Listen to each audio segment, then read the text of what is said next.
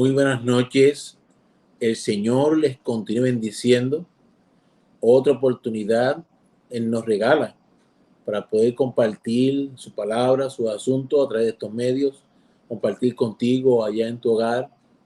Aquellos que nos escuchan, se enlazan para participar de esta experiencia que aún no han conocido de Jesús. Siempre insisto en que quiero que tales corazones sepan que tú eres una de las razones principales por las cuales estamos aquí, rogándole al Señor que te bendiga, rogándole al Señor que te abrace y sobre todo que tú escuches su voz a tu oído llegando a tu corazón. Reciban pues un saludo de la Iglesia Cristiana Berlején, Casa de Pan y Refugio, en nombre del cuerpo de ancianos de la congregación, de todo líder y persona que pone su corazón precisamente para que esta experiencia sea posible. Y ese saludo te lo extendemos en el nombre del Señor, insistiéndote en que sepas que para Él tú eres muy importante. Vamos a orar presentándonos pues para compartir la palabra que nos corresponde esta noche. Y lo hacemos, Jesús, a ti acudimos una vez más, rogándote por cada hermano que nos escucha, rogándote por cada corazón que ahí se encuentra en sus hogares, Jesús amado, por aquellos que aún no te conocen, Señor, y Señor amado, en esta noche se han enlazado con esta experiencia. Para ellos yo te suplico, Jesús, Señor, que tú envíes a sus corazones, Señor, tu voz a su oído, Señor, y que caigan rendidos a tus pies. Gracias, te damos por que tú nos das la oportunidad y el privilegio de compartir por estos medios tu palabra. Que te sea la gloria por siempre, Jesús. Amén. El miércoles pasado compartíamos en torno a el nacimiento, la Navidad, errores y verdades en torno a esas experiencias que hay, por tradiciones, culturalmente se manifiestan, cuántas de ellas tienen base bíblica, cuántas no en cierta medida. Decíamos inclusive que cuando hablamos del nacimiento, usualmente se enfoca como parte de una expresión costumbrista, otros llaman religiosa, de una festividad que es la que lleva por nombre Navidad, centrada en la figura de Jesucristo. Decíamos que la palabra Navidad y Natividad, que es la alusión al nacimiento de Jesús en particular, no aparece en la Escritura como tal, que más bien la Escritura habla del nacimiento. Y con relación al nacimiento decíamos que es bien importante tener presente la razón de ser de lo que tú y yo llamamos como la experiencia de esa festividad o celebración. Porque triste historia es observar a nuestro alrededor como muchos ya han sacado del medio de la llamada celebración a quien motivó la misma y a quien motiva la misma a base de los propósitos de Dios para con la humanidad, y se ha convertido la celebración en la razón misma, oye, de la festividad. Máxime cuando en estas semanas, precisamente, entre las circunstancias que hay en nuestro país, fueron varias las voces que escuché, oye, levantándose hasta en protesta, porque no les iban a permitir, oye, celebrar, festejar. Pero de ninguna de esas voces yo escuché decir festejar a Jesús, celebrar que la segunda persona de la Trinidad se encarnó para traer salvación al mundo. No, no escuché en ninguna de esas voces decir tal cosa. Lamentablemente las expresiones iban dirigidas a que se estaban coartando de momentos de compartir con seres estimados, familiares, queridos, de alguna manera u otra sentir alegría, regocijo. Pero precisamente por eso la semana pasada yo decía, sin querer ser ofensivo ni irónico, que el ser humano no se da cuenta que en cierta medida lo que está celebrando es su propia muerte, porque quien no está con Jesús, quien no tiene su corazón tendido a los pies de Jesús, tenemos que repetirnos la pregunta, ¿qué es lo que celebra? Por consiguiente, la palabra es clara, el que no es con él, contra él es, no hay puntos medios. Si yo no celebro a Jesús, estoy celebrando pues mi muerte, porque sin él estoy muerto. Y pues, insisto, no es por yo dañar el ambiente o lo que tú puedas llamar en términos de ánimo de esta llamada festividad o celebración, sino ser correcto a la luz de la Escritura de qué es lo que debe perseguir el ser humano. Así pues, estuvimos viendo, examinando cómo en esa experiencia del llamado nacimiento, la segunda persona de la Trinidad, el Hijo, se encarnó en un cuerpo humano precisamente para entrar al escenario de este mundo. Y en esa dirección vamos a continuar esta noche. Podríamos pues ubicarnos como tema cómo se ve esa encarnación a través del nacimiento. La encarnación a través del nacimiento, ¿qué es lo que trae al escenario de la humanidad? Recuerda que cuando hablamos de encarnación nos referíamos insistentemente a que Jesús llevaría el nombre de un ser humano indicativo de una persona, y ese nombre era Jesús. Decíamos que la segunda persona de la Trinidad siempre existente es la que entra en un cuerpo humano para venir a decir presente a esta humanidad. Y la pregunta que debemos hacernos de inmediato es, oye, ¿cuál era la necesidad de esa encarnación? ¿Por qué era necesario?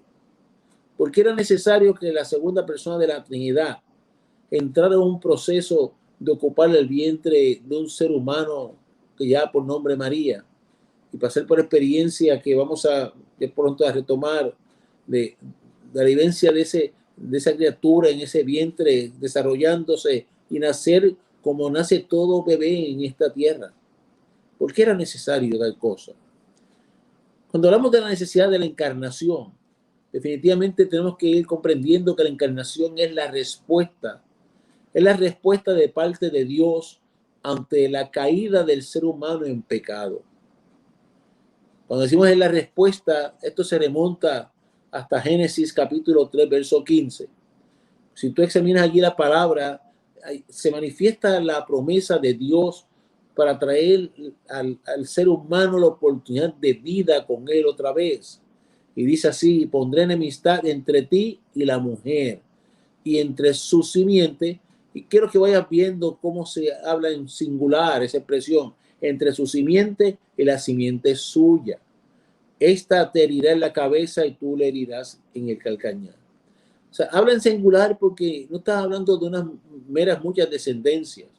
Anticipaba que en un momento dado vendría un ser muy especial, muy particular, y fíjate cómo lo ubica descendiendo en términos de la encarnación, de utilizar como carne un cuerpo humano descendiendo de la mujer. Ya eso hablaba de lo que iba a ser la segunda persona de la Trinidad, que nacido se llamaría Jesús. Si miras allí en Lucas capítulo 19, verso 10, nos dice la palabra, porque el Hijo del Hombre vino a buscar y a salvar lo que se había perdido. Estamos diciendo que la encarnación es la respuesta a la caída del humano en pecado, la respuesta de parte de Dios. Era el plan divino para traer al ser humano salvación, restablecimiento de la relación del humano con su creador, con su hacedor. Y esos fines Jesús era aquella simiente de que se hablaba desde el libro de Génesis, del capítulo 3, verso 15.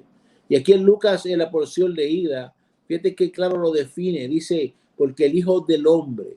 Esa expresión Hijo del Hombre es una alusión a ese Jesús, es decir, quien portaba el nombre como humano, como ese Jesús era identificado como descendiente de humanos en términos de un cuerpo real, y cómo llamarle el Hijo del Hombre era una expresión dentro de la cultura hebrea, oye, indicativa de que definitivamente era ante los ojos de los humanos un humano más. Pero ese humano más ante los ojos de los humanos, vaya redundancia, venía a buscar y a salvar lo que se había perdido. Recuerda que el miércoles pasado aludimos la expresión Jesucristo, un nombre compuesto que te habla de la realidad de la esencia de ese maravilloso ser que se encarnó en un cuerpo humano, que mantuvo la esencia de ser Dios, 100% Dios, y la ocupación de un cuerpo 100% humano, y de ahí la expresión Jesucristo, un mensaje por sí mismo en el nombre a la humanidad, a ti y a mí, de con quién estamos bregando y de quién estamos hablando. En Gálatas capítulo 4, verso 4, te dice, pero cuando vino el cumplimiento del tiempo, Dios envió a su Hijo, nacido de mujer y nacido bajo la ley. Fíjese que estamos diciendo que la encarnación es la respuesta de parte de Dios para dar la oportunidad de vida al ser humano. Dice que cuando vino el cumplimiento del tiempo, o sea, en el plan de Dios, Dios tiene un plan con la humanidad, Dios tiene un plan para con su criatura. Y dentro del plan divino todo tiene su tiempo. Y llegado el tiempo dentro de lo dispuesto por Dios, se da la encarnación, donde la segunda persona entra en un cuerpo, en el vientre de una mujer para ocupar ese cuerpo. Y Dios lo envió para que fuera así, nacido de mujer. Y cuando dice y bajo la ley, oye, se iba a manifestar dentro de todo un ordenamiento humano dispuesto dentro de los hebreos, a punto como veremos ahorita hasta fue presentado, una vez se cumplió el término dispuesto por ese ordenamiento hebreo, presentado como primogénito ante los ojos de Dios. Así que tú sigues anotando en la pizarra y recuerda, Biblia, papel, lápiz, sigues anotando que la encarnación era necesaria porque es la respuesta de parte de Dios para traer al humano la oportunidad de la salvación. Y esa respuesta va a utilizar como puerta para entrar a esta humanidad un cuerpo humano, un cuerpo que se desarrollaría en el vientre de una mujer que llevó por nombre María. Y cumplido el tiempo de Dios, es decir, el calendario de Dios, es que se hizo presente esta experiencia tan bonita de que estamos hablando. En términos de que era necesario como respuesta al pecado, es también importante que no olvidemos, ya lo hemos mencionado varias veces, pero que tengamos conciencia plena de algo. Y es que el Hijo de Dios, entendiendo ahora la segunda persona de la Trinidad, como se identifica, nunca perdió su esencia divina. O sea, cuando se encarna la segunda persona de la Trinidad, que entra por el vientre de una mujer para ser partícipe de un cuerpo humano, ya hemos insistido en que se mantuvo 100% Dios, 100% hombre. Pero ahora queremos aclarar que es importante para ti, para mí, y siempre tener presente que eso lo que significa es que su esencia divina siempre la mantuvo. Nunca dejó de ser ese ser que siempre existió y nunca dejó de ser el poseedor de los atributos del soberano Dios. En el libro de Hebreos, capítulo 1, verso 3, acompaña para que lo veas. Mira cómo lo dice así. El cual siendo el resplandor de su gloria, hablando de Jesús, el cual siendo el resplandor de su gloria y la imagen misma de su sustancia, y quien sustenta todas las cosas con la palabra de su poder, habiendo efectuado la purificación de nuestros pecados por medio de sí mismo, se sentó a la diestra de la majestad en las alturas. Está hablando de Jesús este verso, esta porción de la palabra. Está hablando de la imagen misma de quién, de su sustancia. O sea, Jesús, Hijo de Dios, segunda persona de la Trinidad, el mismo Dios manifiesto en esa segunda persona. Cuando entra en el vientre de María, su esencia nunca dejó de existir, nunca dejó de ser. Tuvo esos atributos divinos, oye, pero tan hermosamente de forma misteriosa, con la capacidad, oye, de sujetarse a un cuerpo humano para nacer de vientre y manifestarse entre los hombres. Se puede afirmar por consiguiente que Jesús, sin dejar de ser quien era, es decir, sin dejar de ser Dios, oye, asumió una forma humana, es decir, asumió una forma adicional en términos de expresión hacia la criatura humana. Vaya conmigo a Filipenses capítulo 2, versos 5 al 8. Y mire cómo dice la palabra. Haya pues en vosotros este sentir que hubo también en Cristo Jesús, el cual siendo en forma de Dios no estimó el ser igual a Dios como cosa a que aferrarse. O sea, esa esencia divina de que hablamos del libro de Hebreos, que nunca la perdió, esa realidad de que él seguía siendo Dios, oye, no fue un freno, no fue un obstáculo, no fue una limitación para él entrar en un cuerpo humano que nacería de vientre de mujer. Misterio, bíblicamente, oye, establecido, anunciado, comprendido y manifiesto a los hombres. Así que el verbo que se encarna, nunca perdió su naturaleza, nunca perdió su ser.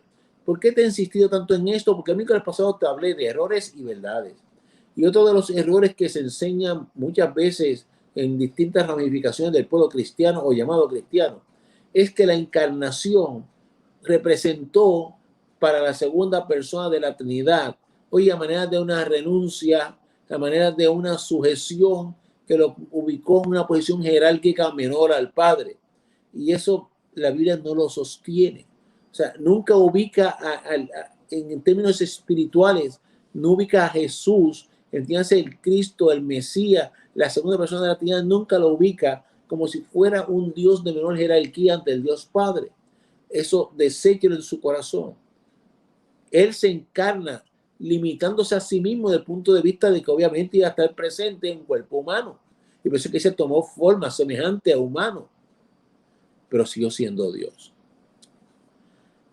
Esa encarnación ocurrió por medio de una concepción sobrenatural. Esto comenzamos a mencionarlo el miércoles pasado. O sea, ahora piensa tú, imagínate viendo ahí en tu mente una película, en el sentido de que la segunda persona de la Trinidad, dentro del plan divino, como vimos, cumplido el tiempo de Dios, se apresta a entrar al vientre de una mujer. Allí ha de ser llevado por el Espíritu Santo. ¿Y cómo acontece? ¿Cómo ocurre? Mencionado el miércoles pasado, ahora vamos a verlo con detenimiento. Acompáñeme a Mateo capítulo 1, verso 18. Mateo capítulo 1, verso 18 en adelante dice así. El nacimiento de Jesucristo fue así. Estando desposada María, su madre, con José, antes que se juntasen, se halló que había concebido del Espíritu Santo. Lo primero que tú vas a tener presente y acordarte de ello es que este primer verso leído nos está diciendo que todavía entre José y María no se había consumado lo que tú y yo conocemos como el vínculo matrimonial. Dentro de la práctica hebrea ya había un compromiso, lo que quizás en estas tradiciones, en esta parte del mundo, le llaman el compromiso, que si comprometía la novia. Mira, estamos hablando de que sea una relación con consecuencias para el hebreo, en términos de que ya había una selección y una vinculación entre ese hombre y esa mujer escogida, pero todavía no habían consumado el matrimonio. Y estando en esa etapa del proceso hacia consumar el matrimonio, resulta que María queda embarazada. Y resulta que José estaba bien claro que él no había sido el padre. Y por eso seguimos leyendo. Dice,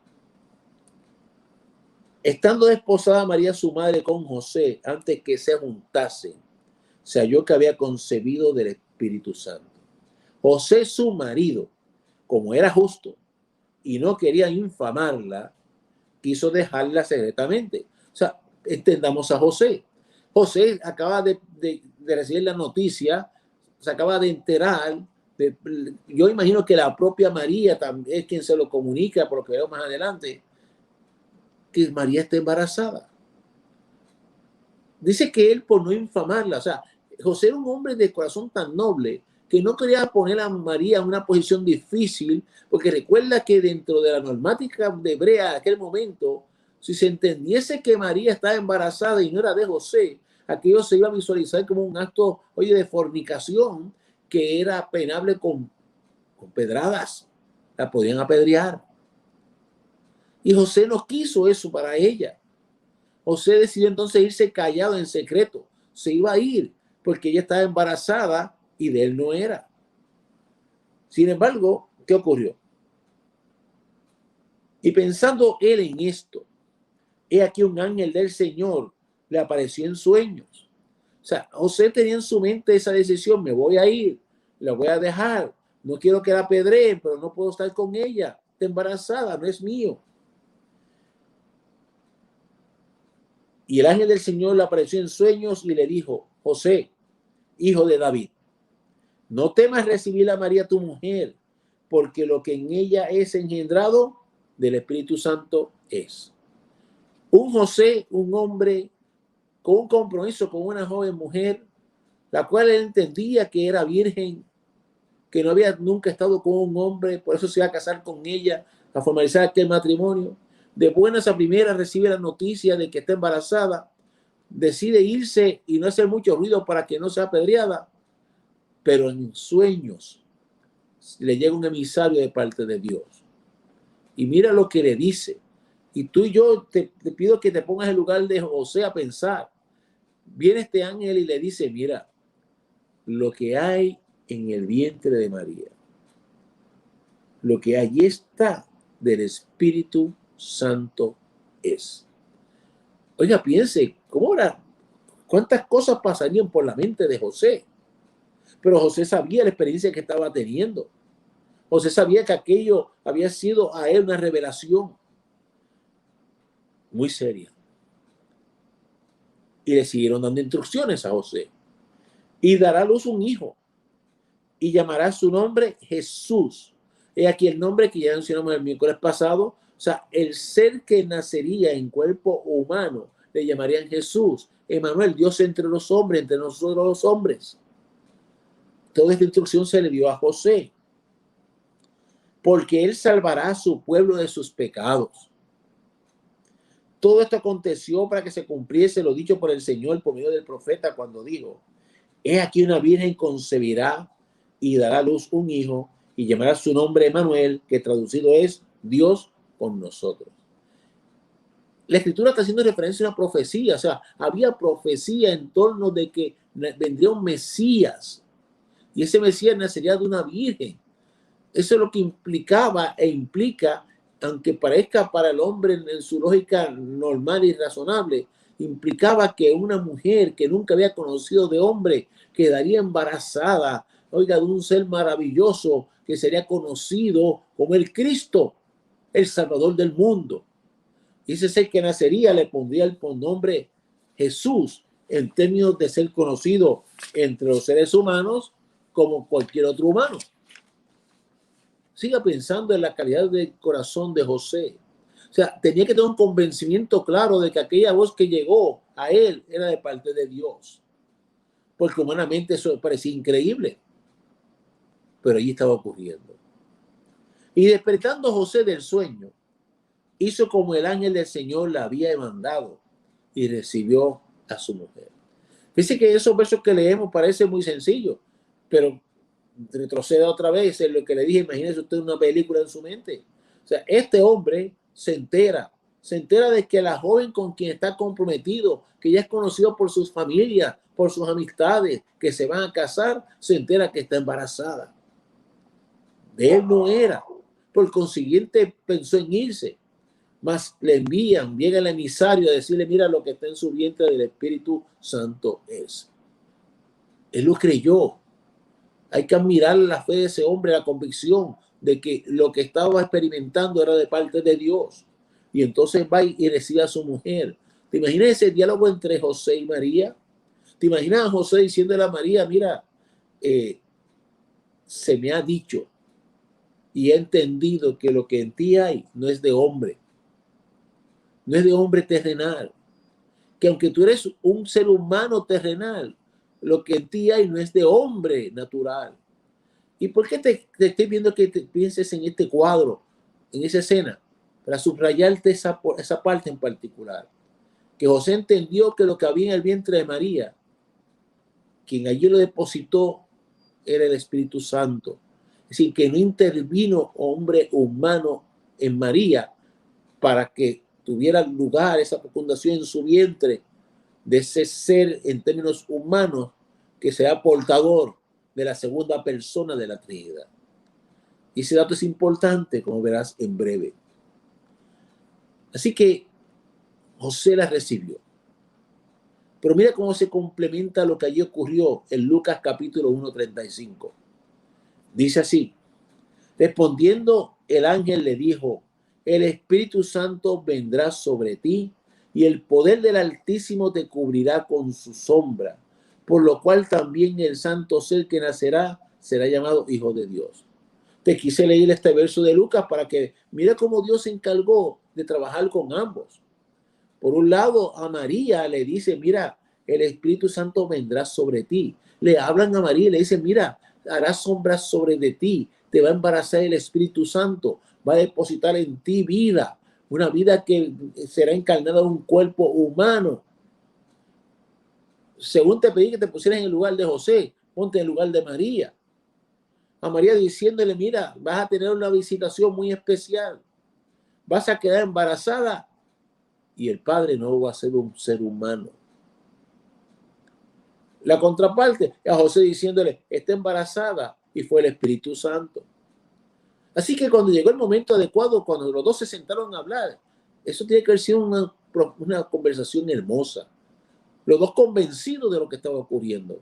Ella reconociendo que sin haber conocido hombre, ya estaba embarazada. Y él reconociendo que definitivamente ningún hombre intervino en aquel evento para el embarazo. Qué misterio, ¿verdad? Ese fue el proceso. La relación de ese proceso con la promesa. Fíjate que te dije a ti que la encarnación era necesaria y que la encarnación era una respuesta a la caída del ser humano y era alternativa para poder traer salvación al humano. Y hablamos de que en ese acto el Hijo de Dios nunca dejó de ser Hijo de Dios. Y hablamos de que ese acto tiene lugar por medio de la intervención del Espíritu Santo en un cuerpo humano. ¿Y qué relación tenía todo este proceso con la promesa? Bueno, acompáñenme un momentito allí a Gálatas capítulo 3, verso 16 en particular. Gálatas capítulo 3, mira cómo dice la palabra, verso 16. Ahora bien, a Abraham fueron hechas las promesas y a su simiente. Una vez más, ¿te acuerdas? En Génesis 3:15 lo leímos en singular, simiente. No simientes, sino a su simiente. A su simiente. No dice y a las simientes. O sea, la propia escritura se encarga de aclarar que no está hablando en pluralidad en términos de generaciones y meras descendencia, sino que había un ser muy particular anunciado que entraría como la respuesta al pecado y que llegaría en medio de la humanidad. No dice y a las simientes como si hablase de muchos, sino como de uno. Y a tu simiente, la cual es Cristo. Así que lo que había en el vientre de María era aquel que se anunció desde Génesis 3:15, que vendría al escenario humano con un propósito. Cristo, el señalado, el ungido, ¿para qué? Para salvación de la humanidad. La implicación que este proceso tiene para el cristiano es hermosa y quiero que la mires con calma. O sea, repasa en tu mente. ¿Cómo llegó la segunda persona de la Trinidad al vientre de una mujer? Por medio del acto del Espíritu Santo, quien hizo sombras sobre de ella, depositando allí a la segunda persona de la Trinidad, quien se encarnaría en un cuerpo humano para nacer. Ten eso en mente, sin intervención de un hombre, como hubiese sido el caso de José, con relación a María. Acompáñeme a Primera de Pedro, capítulo 1, verso 23, enfocándote tú y yo ahora en qué implicación tiene lo que allí ocurrió en el vientre de María, lo que allí ocurrió para ese embarazo, qué implicación tiene en tu vida y en la mía. Primera de Pedro 1:23 dice así, siendo renacidos, y se refiere a quién, al convertido. Tú y yo nos convertimos, somos renacidos. Siendo renacidos, no de simiente corruptible. Paso a paso. Obviamente tú y yo nacimos de un padre y una madre. La Biblia dice, por cuanto todos pecaron, están destituidos de la gloria y de la gracia de Dios. Fíjate, dice todos. En otros temas estudiamos cómo a raíz de la entrada del pecado en el escenario humano a través de Adán y Eva, esa entrada, oye, lastimó, dañó la naturaleza de la criatura de Dios, entonces la criatura conocida como el humano. Dañó al humano esa entrada del pecado. Sembró en él un elemento que el humano iba a transmitir según procreara. Fíjate que si te pones a estudiar los libros de los teólogos, a la hora de hablar y explicar esa afirmación de que todos están destituidos del reino de Dios, de que todos pecaron, Jesús decía, no hay ni uno bueno. A la hora de explicar ese verso, esos versos que son paralelos a esa afirmación, usualmente reconocen dos posibilidades. Uno dice, mira, pues que en Adán estaba representada toda la humanidad. Adán representó toda la humanidad y en la medida en que pecó, hoy es como decir, pues pecaron todos los humanos. Eso le llama una relación vicaria en donde él representa a los demás. El problema con esa idea es que si la humanidad completa estaba representada en Adán cuando pecó, estaríamos diciendo entonces por consiguiente que Jesús, el nombre que llevaba el ser humano que encarnaba la segunda persona de la Trinidad, estaríamos diciendo que Jesús, que era parte de la raza humana, estaría envuelto en eso que se ha dicho de que todos pecaron, porque estaba representado allí en Adán. Así que esa idea no se ajusta a la Biblia realmente, porque en Jesús nunca se halló pecado. Pero la otra explicación que trae a consideración es que en Adán ocurrió algo, que en Eva ocurrió algo. Se distorsionó esa naturaleza creada por Dios al punto y al extremo que lamentablemente tuvieron entonces la capacidad de transmitir a lo que procreara ese germen del pecado. Y de ahí que entonces sí se pueda afirmar que el pecado entró por un hombre, y lo veremos ahorita en Corintios. Y por ese hombre se transmitió a todos los hombres. Y fíjate que te dije por un hombre. Ve pensando por qué razón José no tuvo parte en el embarazo de María. Ve pensando por qué el Espíritu Santo le dijo a María que vendría sobre de ella, haría sombra sobre de ella para embarazarla. Es decir, retiraron la figura del hombre, la figura que puede transmitir. Oye, el pecado fue retirado de ese embarazo. Que aunque María fue concebida en pecado con relación a sus padres, María, la mujer, no es la que tiene la capacidad para transmitir eso que tú conocemos como pecado del ser humano por naturaleza. Es decir, mira, Dios se encargó de romper la línea que transmite el pecado a la criatura que iba a ser concebida. Lo quitó del medio. Y por eso Jesús es santo. Y por eso se dijo, y lo que va a estar en tu vientre, santo es. 100% hombre, 100% Dios, pero ese 100% hombre no iba a tener el germen del pecado, porque no fue transmitido por el hombre, que era en ese caso José, sino sustituido por el Espíritu Santo. Así que siendo renacido, la lectura primera de Pedro 1:23, siendo renacido no de simiente corruptible, que es como nacimos tú y yo, sino de incorruptible por la palabra de Dios que vive y permanece para siempre. Si tú y yo antes de conocer a Jesús entendemos que fuimos concebidos por nuestros padres, padres y madres, hemos entendido que el pecado, oye, desde que Dios tuvo en el vientre de nuestras madres, el pecado según llegan, que si el gen del pelo, que si el del ojo, que si el color de piel, oye, el pecado nos acompañó desde que nacimos. Y por eso es una simiente corrupta. Sin embargo, cuando tú y yo nos convertimos, dice la palabra que el que está en Cristo nueva criatura es un nacimiento verdadero. ¿Te acuerdas cuando Jesús, hablando con aquel ser humano que se interesó en el tema, Jesús le dijo, tienes que nacer de nuevo? Aquel ser humano pensó, pero ¿cómo yo voy a regresar al vientre de mi madre? No tiene que regresar al vientre de su madre. Lo que tenía que entender era como tenemos que entenderlo todos los seres humanos, que cuando tú y yo nos rendimos a los pies de Jesucristo, oye, el Espíritu Santo trae a tu corazón y al mío a ese maravilloso ser que es Jesús. Es decir, el Espíritu Santo trae a tu corazón y al mío la segunda persona de la Trinidad. La misma persona que fue depositada en el vientre de María es depositada en tu corazón y en el mío.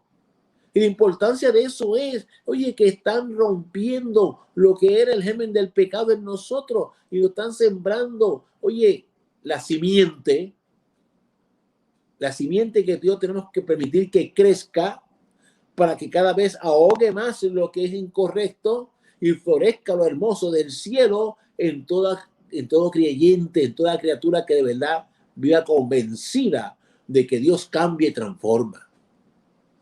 Por eso es que ahí habla de dos simientes. Quiero que lo veas con tus ojos otra vez, 1 de Pedro 1:23. Siendo renacidos no de simiente corruptible. Viste, dice renacidos. Nacimos el día que en el calendario, en fecha determinada, a ti te dieron a luz y a mí también. Ahí nacimos en estado de corrupción. Pero renacidos implica que hay un segundo nacimiento envuelto en nuestra vida. Y eso solamente ocurre cuando nos rendimos a los pies de Jesucristo. Y ahí viene el Espíritu Santo y hace esa obra maravillosa que según la hizo sobre María, la hace en tu cuerpo y en el mío, en tu corazón y en el mío, sembrando la simiente a Cristo, el Santo. Gloria sea a Él. Mira 1 de Juan, capítulo 3, verso 9. Todo aquel que es nacido de Dios no practica el pecado, porque la simiente de Dios permanece en él.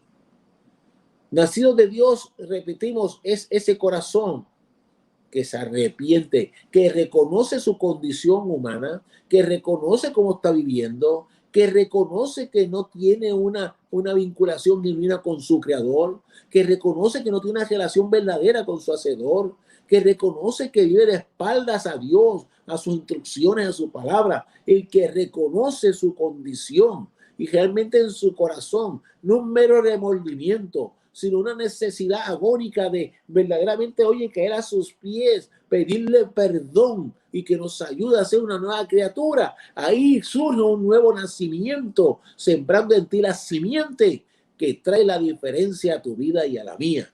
Y nos prepara para dejar de practicar el pecado. Fíjate que ahí habla de practicar el pecado. Ya hace mucho tiempo hablamos de la diferencia entre pecar y practicar el pecado. Practica el pecado aquel, oye, que es continuamente repite conductas contrarias al orden de Dios. Peca aquel que aún habiendo nacido, escucha esto con cuidado, que aún habiendo nacido otra vez, oye, incurre en actos que la Biblia señala como pecado, pero esa no es nuestra costumbre, no es la tuya, no es tu hábito, no es el mío. Y en esos son los momentos en que como quiera entonces volvemos a sus pies diciendo, Señor, perdóname, porque sabes que mi lucha y mi caminar va dirigida a que tú sigas creciendo dentro de mí, que tú sigas, oye, desarrollándote dentro de mí. Tú que eres la simiente, sigas opacando mi antiguo yo, lo sigas enterrando y cada vez me parezca más a ti, Jesús. Ese es un privilegio grande que Dios nos da en esta vivencia tan misteriosa, pero hermosa. Así pues, la encarnación introdujo a Jesús bajo ese nombre, identificando al humano. ¿A qué? A la raza humana. Míralo en otra dirección. Ese evento maravilloso de lo que aconteció allí en el vientre de María, depositado por el Espíritu Santo a la simiente que es Cristo, para que naciera este mundo. Ese evento ubicó a la segunda persona de la Trinidad en un cuerpo humano para que como miembro de la raza humana se expusiera todo lo que tú y yo conocemos. Es decir, tú y yo vamos a seguir mirando a Jesús, por un lado, como esa simiente que se me siembra a mí en el corazón para que yo nazca de nuevo, y también lo vamos a seguir mirando, oye, como el que vivió en esta tierra, enmarcado en un cuerpo humano, depositado dentro de un cuerpo humano, expuesto a todas las circunstancias que tú y yo estamos expuestos a diario, pero él nunca pecó. Así que eso es un mensaje para ti y para mí. Y es que lo que había aquel ser humano en términos espirituales que era la segunda persona encarnada en él, les daba las capacidades para enfrentar la tentación y el pecado, el sufrimiento y las situaciones diversas y prevalecer. Usted quizás diga enseguida, bueno, pero eso era Jesús, que encarnaba la segunda persona de la Trinidad. Pero ¿qué te vas a decir a ti mismo cuando repasamos lo que estamos leyendo? Que dice que Dios hemos renacido no de simiente corruptible, sino de la simiente incorruptible. Oye, un nacimiento nuevo, con la capacidad de cada vez que dejar atrás el pecado. No quisiera usar la expresión, pero es como decir, pero no tenemos excusa. ¿Excusa de qué?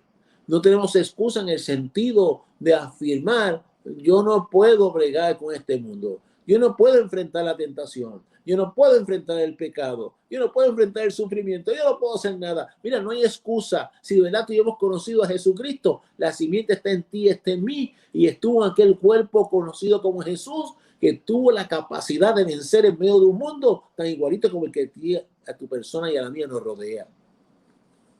Así fue introducido Jesús desde que nació. Mira, retroceda para que vean la escena maravillosa. Vaya conmigo a Lucas capítulo 2, versos 21 al 24. Dice así: cumplidos los 8 días para circuncidar al niño.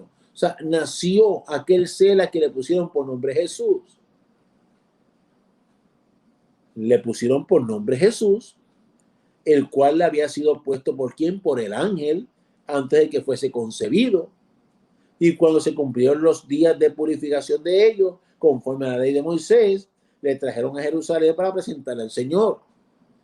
Trajeron esa criatura recién nacida a presentarla a Dios. En las congregaciones se habla de presentar. Mira, no es un mero acto bonito, no es un mero acto protocolario. Es un reconocimiento de que la vida viene del Dios soberano y la vida se la presentamos a Él. En ese reconocer tuyo y mío como Padre, de que nos ha confiado algo para que administrárselo, educarlo, instruirlo, formarlo, para honrarlo. Así que fue presentado al Señor. Como está escrito en la ley del Señor, todo varón que abriere la matriz será llamado santo al Señor. Jesús fue el primogénito de María, el unigénito de parte de Dios. Solo hay un hijo único en términos de la eternidad. En el caso de María era el primogénito. Eso es otro tema. La Biblia nos alude a los hermanos de Jesús y hermanas, pero seguimos con el que estamos enfocados. Y para ofrecer conforme a lo que se dice en la ley del Señor, un par de tórtolas o 2 palominos. Es decir, mira, Jesús pasó todo el trámite que el humano natural pasa. El Espíritu Santo hizo sombra sobre María. Fecundó aquel vientre. Se desarrolló. Llegó el momento. A los 9 meses fue dado a luz. Como criaturita en brazos, fue llevado y presentado en su momento. Y de ahí siguió creciendo. La Biblia recuerda otras escenas. Ver a Jesús a los 12 años, allí en la sinagoga, dialogando, disertando hacia los conocedores de la ley, pero sujeto a sus padres. Totalmente natural, normal, parte de la humanidad. Y la importancia de saber que era parte de la humanidad es porque así ubicado dentro de la raza humana, al asumir esa forma humana, participó del sufrimiento humano. Filipenses 2:8. Ahorita hicimos la lectura desde el 5, ¿te acuerdas? Filipenses 2:8 dice en particular el 8. Y estando en la condición de hombre, se humilló a sí mismo, haciéndose obediente hasta la muerte y muerte de cruz. Que si habrá sufrido.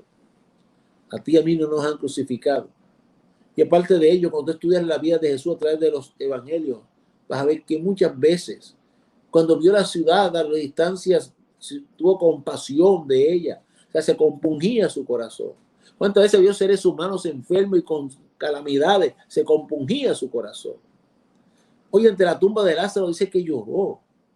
Allí en Getsemaní, la noche antes de su crucifixión, Oye, se compungió, su alma estaba agonizando hasta la muerte. Jesús sufrió. Así que esa encarnación nos va dando un mensaje a ti y a mí, que sí se es posible con Cristo enfrentar el sufrimiento en esta tierra. Que tú y yo podamos en fe decir, aunque las circunstancias que tocan duelen, en Cristo encontramos las fuerzas para vencer. Así como la encarnación nos sirvió de ejemplo para enfrentar la tentación. Hebreos 4:15, mira cómo dice la palabra del Señor. Hebreos capítulo 4, verso 15.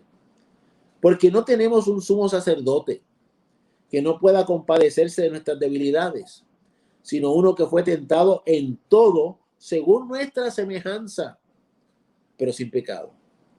Una alusión nuevamente a la realidad.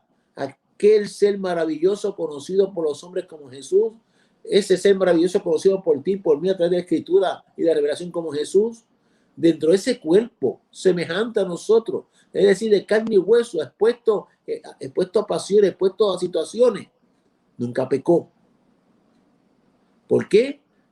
Porque ya había la presencia dual de su esencia divina, portándola un vaso de barro.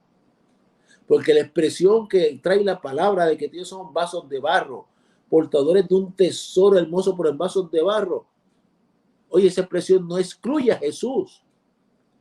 Por eso es que te estoy diciendo que fue parte de la raza humana. Tuvo un cuerpo humano como el tuyo y el mío, que es considerado por la palabra como vaso de barro. Y aquel cuerpo de Jesús portaba un tesoro celestial, el más exquisito, la segunda persona de la Trinidad. Tú y yo, en cuerpos de barro, enfrentamos las tentaciones. Y cada vez que seas tentado, acuérdate que tu modelo, tu ejemplo, en un cuerpo igual que el tuyo y el mío, y enfrentando las mismas tentaciones, sacó fuerzas en su espíritu y venció. Y ese que sacó fuerza en el espíritu y venció está en ti, está en mí, desde que nos convertimos. Así que cada vez que la tentación llega a tu puerta, mira, arrodíllate y clama y di, Señor, tú eres mi simiente, estás sembrada en mí. Señor, que yo mengue para que tú crezcas y me des las fuerzas en el espíritu para vencer esta tentación como tú venciste. Oye, experimentarás que eso es una realidad poderosa. Que dentro de tu espíritu saldrá la fuerza para doblegar tu alma y en conjunto decirle al cuerpo, hacia el pecado no vas. Hacia el pecado no vas a caminar. También aprendemos de esa encarnación, oye, cómo Jesús participó de todas las etapas de la vida, dando un mensaje a ti y a mí del mismo caminar. Jesús participó de la muerte física. Es decir, el cuerpo humano participó de la muerte física. Y quiero en particular aludirte a Lucas 23, verso 46. Mira cómo dice la palabra. Acompáñenme un momento, por favor. Lucas 23, verso 46 dice así. Entonces Jesús, clamando a gran voz, dijo, Padre, en tus manos encomiendo mi espíritu. Y habiendo dicho esto, expiró. Hermano, ¿a quién encomendamos tú y yo nuestro espíritu todos los días? Aquí, como he dicho en otras áreas, hay temas que quizás a veces son tristes, pero reales. Ni tú ni yo sabemos si vamos a ver el día de mañana. Solo Dios. Y qué hermoso es que tanto cuando vayamos al descanso como cuando nos levantemos, como cuando caminemos al diario, vivamos con la paz de que hemos encomendado nuestro ser al Padre Dios, como lo hizo Jesús, como lo hizo ese encarnado, dándonos ejemplo de que tío tenemos que constantemente tener encomendado nuestro ser a Dios. ¿Por qué? Porque este cuerpo va a morir, pero el alma no. Y Jesús nos está dando una enseñanza. El cuerpo físico va a morir, pero es necesario que encomendemos nuestro ser espiritual al Padre soberano que es eterno. Y son cosas que quizás no se piensan, pero tenemos que tenerlas presentes como una realidad.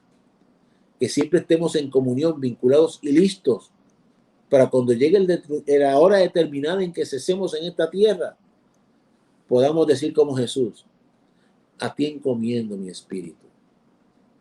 Qué hermoso. Con qué seguridad habla el maestro, ¿verdad? Nuestro ejemplo. Pero ese es el que murió también, nos dejó ejemplo de otra cosa, y es que resucitó. Vaya conmigo a 1 Corintios capítulo 15. 1 Corintios capítulo 15, versos 20 al 22.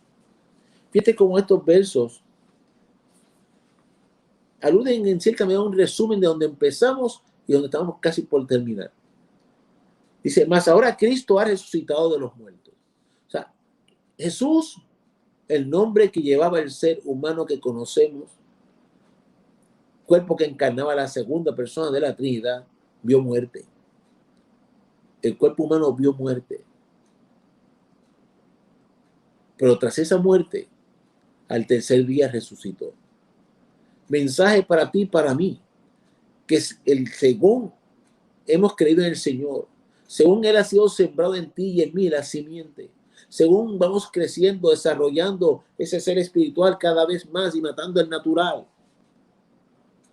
ello aplicará también a la hermosa realidad, preciosa realidad, de que cuando muramos estamos entregados al Padre, pero vamos a resucitar. Jesús resucitó como primicia, es decir, marcando lo que vendría para los creyentes. Y dice así: mas ha resucitado de los muertos, primicia de los que durmieron es hecho. Porque por cuanto la muerte entró por un hombre, como te decía, entró por Adán. La muerte entró por Adán. Adán la transmitió a su descendencia y desde entonces el ser humano nace en pecado.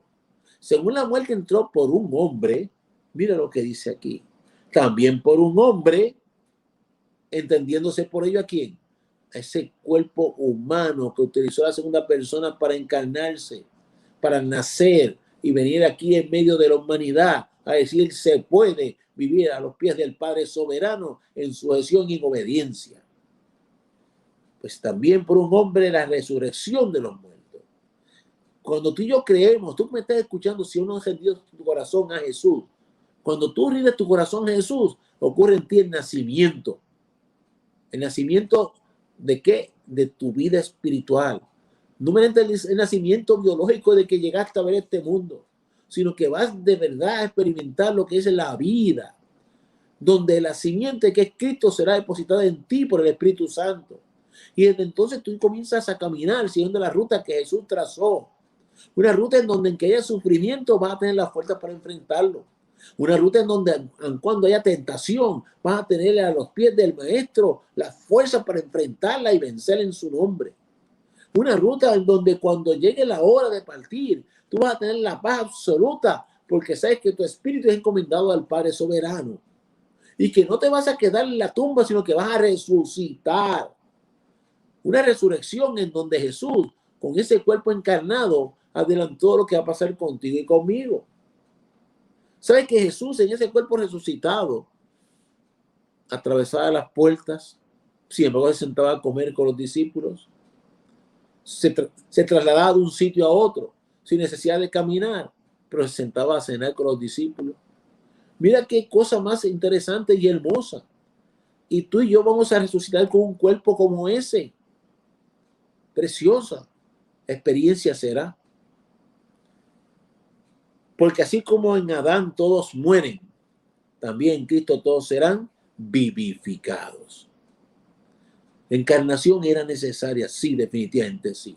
La encarnación es la respuesta a la caída de la humanidad en pecado. El pecado entró por un humano, pero era necesario que otro humano abriera la puerta a la oportunidad real de lo que es la salvación, de decir sí se puede vivir a los pies del soberano. Y ese fue Cristo, ese fue el Mesías, implicando por ambos el ungido, el señalado, que ocuparía ese cuerpo humano para en medio de la humanidad gritar a los cuatro vientos: se puede. Le costó a él la cruz, le costó humillación, pero resucitó. Y todo el que cree en él participa de la vivencia que participó María, en términos de que es depositado en tu ser y en el mío, la simiente que es Jesús. Y Él contigo en tu corazón y tú a sus pies. En Hechos capítulo 1, verso 9, dice así: y habiendo dicho estas cosas, viéndolo ellos, fue alzado y le recibió una nube que lo ocultó de sus ojos. Jesús, tras resucitar, estuvo entre los hombres, haciendo y encomendando cosas a los discípulos. Pero llegó un momento en que ascendió, lo vieron, oye, irse en las nubes. Tú y yo somos seguidores de Él. Tú y yo participamos del misterio de esa encarnación. Y en la medida en que tú y yo creemos de verdad en todo lo que Él dejó para contigo y para conmigo, según Él un día ascendió a los cielos, tú y yo también ascenderemos. Tú y yo también algún buen día, en un cuerpo transformado, ascenderemos a los cielos.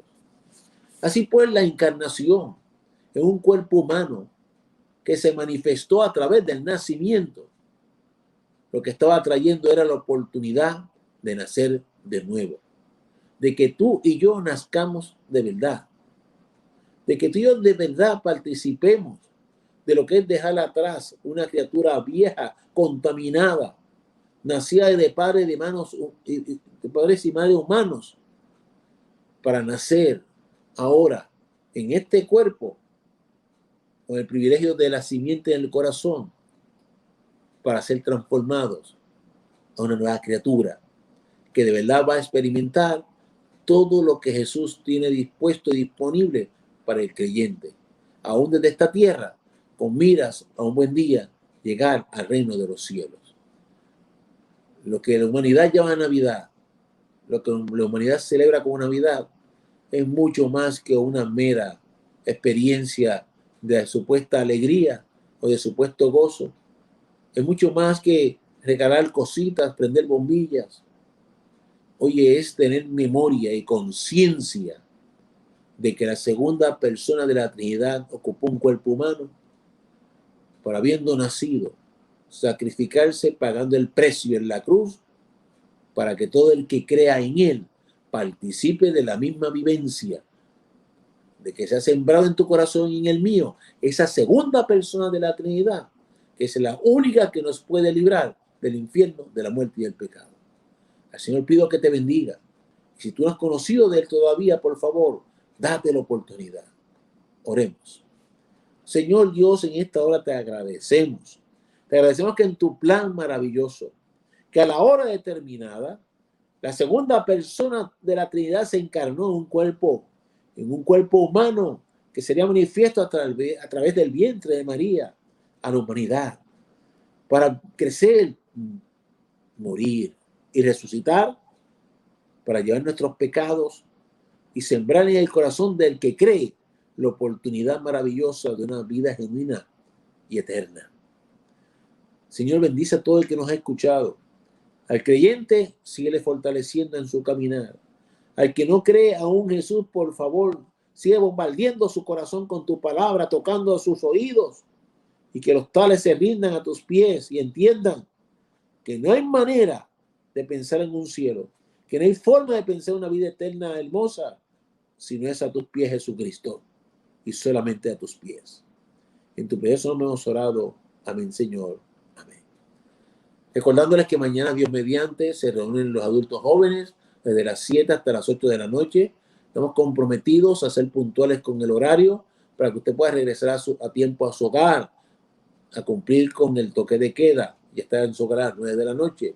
Así como nuestra juventud, nuestros juveniles, el viernes también tendrán su experiencia, con el mismo compromiso en el nombre del Señor, para seguir disfrutando de su presencia, recibiendo su palabra y que esté en orden en tu hogar en la hora determinada. Luego, pues, el domingo a las 8 de la mañana, el primer culto, a las 5 de la tarde, el segundo culto, de 8 a 9 y de 5 a 6. Y las escuelas bíblicas y discipulado de 9 en adelante, los adultos caballeros de 11 a 12 y de 1 a 2 las damas. Y en la noche a las 7:30 nuestra juventud nuevamente se enlaza para recibir el pan de la enseñanza. Rogamos al Señor que te bendiga grande y poderosamente. Recuerda, no celebres por celebrar. Gózate y celebra que Jesucristo se manifestó en tu corazón con el verdadero nacimiento. Dios te bendiga.